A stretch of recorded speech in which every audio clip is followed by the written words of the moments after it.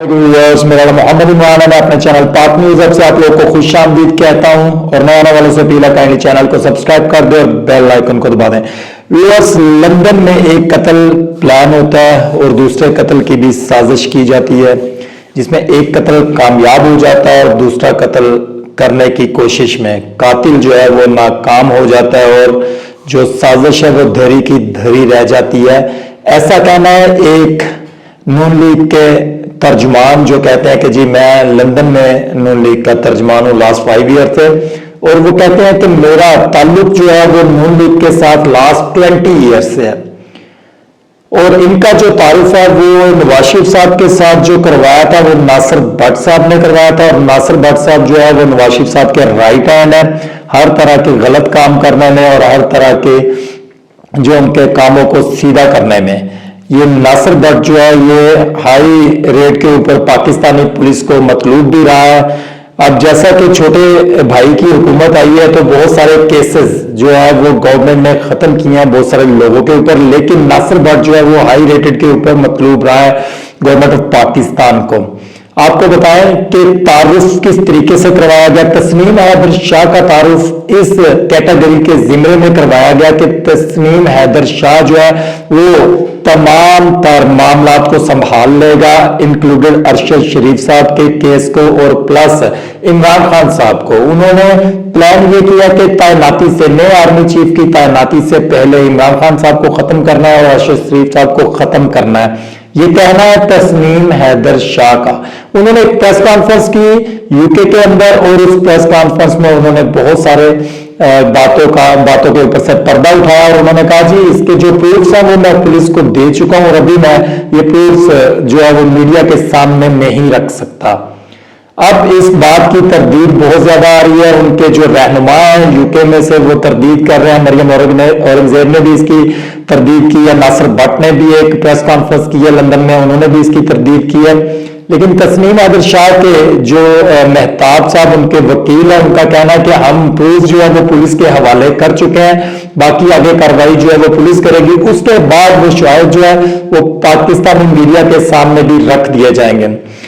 सोचने की बात यह है कि अगर ये प्लान नवाज शरीफ साहब ने वाकई ही प्लान ये किया है तो इस प्लान की सजा क्या हो सकती है। मतलब इक़दाम कत्ल और कत्ल का मुकदमा, यानी कि एक कत्ल हो चुका है, दूसरा इक़दाम कत्ल यानी कि कत्ल करने की कोशिश। 302 और 307 के जिम्मे में नवाज शरीफ साहब को इस केस के अंदर अगर ये बात साबित हो जाती है, प्रूफ हो जाती है, तो सजाए मौत भी हो सकती है। और इनको जो सफारती पासपोर्ट इशू किया गया, मेरा ख्याल है इनको ये पता था कि आने वाले दिनों में इस तरह की कोई प्रेस कॉन्फ्रेंस हो सकती है, इसलिए फिल फॉर इनको ऐसा एक पासपोर्ट इशू किया गया जिसके ऊपर उनके ऊपर कोई कानूनी कार्रवाई फिल फॉर ना हो सके, ताकि ये नवाज शरीफ साहब को एक फायदा पहुंचाने के लिए ये पासपोर्ट इशू किया गया। अब आने वाले दिनों में ये बात वाज़ेह हो जाएगी कि तस्नीम हैदर शाह जो बात कर रहे हैं वो बात ठीक है या जो बात फैसल वादा कर रहे हैं वो बात ठीक है। कत्ल अरशद शरीफ साहब का जिस वक्त होता है उसके 48 आवर्स के बाद एक प्रेस कॉन्फ्रेंस होती है और वो प्रेस कॉन्फ्रेंस करते हैं पीटीआई के रहनुमा, उनका नाम है फैसल वाडा, उनको दुनिया जानती है, पीटीआई के रेफरेंस है, और वो बताते हैं कि इमरान खान साहब के राइट लेफ्ट बैठने वाले जो सांप है वो इस कत्ल में मुलव्वस है। खुल के वो इस चीज का नाम नहीं ले रहे, बाय नेम वो किसी को इसमें नहीं कह रहे, वो ये नहीं कह रहे कि फलां बंदे ने इसका कत्ल करवाया। वो कहते हैं जो हरकत, जो बातें, जो सकनात वहां पे जिस वक्त इमरान खान साहब के आने से पहले किसी भी कॉन्फ्रेंस में, किसी भी मीटिंग में और उनके जाने के बाद जो उनको फीडिंग दी जाती थी, उनके कहने का मतलब यह है कि मुझे उससे अंदाजा हुआ कि ये किसी कत्ल की साजिश की जा रही है, लेकिन वो इस बात पे क्लियर नहीं थे ये कत्ल जो है वो अरशद शरीफ साहब का हो सकता है। यानी कि अगर देखा जाए तो तस्नीम हैदर शाह उधर नवाज शरीफ साहब के ऊपर ब्लेम कर रहा है और यहाँ पे फैसल वाडा जो है वो अपने ही रहनुमाओं के रिलेटेड जो पीटीआई के लोग हैं उनके ऊपर इस तरह का केस डालने की कोशिश कर रहे हैं। सोचने और समझने की बात यह है कि 48 आवर्स के अंदर कौन से ऐसे मामला थे जो फैसल वाडा को लफ्ज बाय लफ्ज पता थे कि कैसे हुआ वाकया, क्या हुआ, गोली कहां पे लगी है, कितनी गोलियां लगी हैं, क्लोज रेंज से लगी है कि दूर से गोली लगी है, कैसे लगी है, ये सारी बातें फैसल वाडा को बताने वाला कौन था? या उनके पास कोई ऐसा इल्म है जो, जैसे हम इल्म नजूम कहते हैं, कोई कि वो नजूमी है कि उनको ये बात का पता चल गया, या वो इस केस के प्लानर हैं, या जिन्होंने प्लानिंग की, जिन्होंने फैसल वाडा को ये सारी बातें बताई, या वो इस केस के प्लानर हैं कि ये बात हुई कैसे है? फैसल वाडा अचानक ऐसा क्या होता है कि फैसल वाडा अपनी ही पार्टी के लोगों के खिलाफ हो जाते हैं और उनको सांप और राइट लेफ्ट बैठने वालों को, इमरान खान के, उनको गद्दार कहना शुरू कर देते हैं। और फिल 4 जो है वो आफ्टर 48 आवर्स जो है वो एक प्रेस कॉन्फ्रेंस कर देते हैं और बड़ी हंगामी बुनियादों के ऊपर प्रेस कॉन्फ्रेंस होती है। फिर आपने उसके फौरी बाद डीजीआईएसपी और डीजीआईएसआई की भी प्रेस कॉन्फ्रेंस देखी, लेकिन अब जो आफ्टर 1 मंथ एक तस्नीम हैदर शाह ने एक प्रेस कॉन्फ्रेंस की है, उस प्रेस कॉन्फ्रेंस के बाद मामला जो है वो उलझ गया है। अब जेआईटी जो है वो इमरान खान साहब के केस के ऊपर तो बना दी गई है, उसके साथ साथ अरशद शरीफ साहब के केस के ऊपर भी एक जेआईटी बनी हुई है, जिन्होंने आज बयान रिकॉर्ड किया है, एफआईए ने बयान रिकॉर्ड किया है फैसल वाडा साहब का, मुराद सईद साहब का, और इस तरह इनको बहुत सारी जगहों पे जाकर अपने बयान रिकॉर्ड करवाने पड़ेंगे। फैसल वाडा को ये सारी चीजें बताने वाले कौन लोग हैं? कौन लोग अरशद शरीफ को मरवाना चाहते थे? किन लोगों ने अरशद शरीफ के ऊपर 16 एफआईआर की ताकि वो मुल्क से भाग जाए? किन लोगों ने ऐसी फीडिंग की अरशद शरीफ के दिमाग के अंदर कि वो मुल्क छोड़ने पर मजबूर हो गए? हालांकि अरशद शरीफ एक ब्रेव आदमी थे, वो मुल्क छोड़कर नहीं जाना चाहते थे और ना वो मुल्क छोड़कर कभी जाते। कौन सी ऐसी बात हुई कि उनको मुल्क छोड़कर जाना पड़ा? जबकि अरशद शरीफ अपने पाकिस्तान में वापस भी आना चाहते थे, लेकिन कौन लोग थे जो उनको पाकिस्तान में आने से उनको डर था कि अरशद शरीफ अगर पाकिस्तान में वापस आता है तो उनके पोल खुल जाएंगे?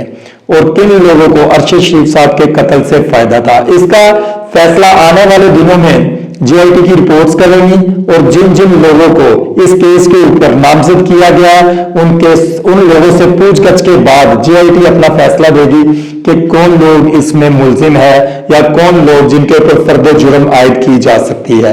इस केस के अंदर तस्नीम हैदर शाह को भी बुलाया जाए और उनसे वो तमाम तर प्रूफ लिए जाए जिनके ऊपर वो इतनी बड़ी प्रेस कॉन्फ्रेंस करके पाकिस्तान के साबका वज़ीर आज़म के ऊपर इतनी बड़ी तोहमत लगा रहे हैं। अगर ये तोहमत सच है तो नवाज शरीफ साहब को फिल गिरफ्तार किया जाए और उनसे तफ्तीश की जाए। जो जो इस केस में मुलव्वस हैं उन तमाम तर लोगों से जो तहकीकात की जाए और अरशद शरीफ साहब को इंसाफ दिलाया जाए, क्योंकि अरशद शरीफ साहब की फैमिली इस वक्त अपने उस बेटे, उस बहादुर बेटे की जान के इंसाफ के लिए मुंतजिर है। उसकी माँ, उसकी वाइफ, उसकी 3 बीवियां इस इंसाफ की, उसके 5 बच्चे इस इंसाफ के मुंतजिर है कि रियासत ऑफ पाकिस्तान जो है वो इसको इंसाफ दे, इस फैमिली को इंसाफ दे।